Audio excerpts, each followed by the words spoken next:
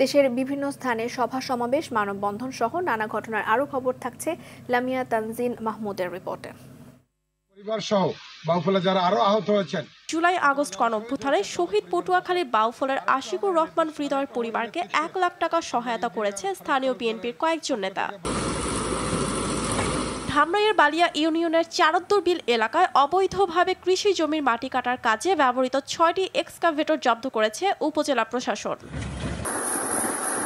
দিনাজপুরের নবাবগঞ্জে ২ ইট ভাটাকে ১,৯০,০০০ টাকা জরিমানা সহ গুড়িয়ে দিয়েছে পরিবেশ অধিদপ্তর।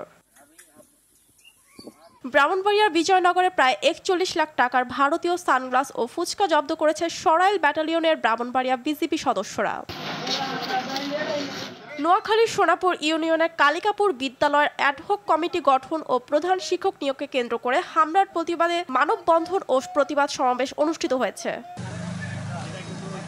সড়ক দুর্ঘটনা কমাতে পিরোজপুরের সড়ক ও জনপথ বিভাগ সচেতনতামূলক লিফলেট বিতরণ করেছে। আশুলিয়ার সন্ত্রাসী কার্যক্রম বন্ধে ও মিথ্যা অপপ্রচারের বিরুদ্ধে প্রতিবাদ জানিয়ে সংবাদ সম্মেলন করেছে এলাকাবাসী। খেজুরটাক বাজারে এই সংবাদ সম্মেলন করা হয়।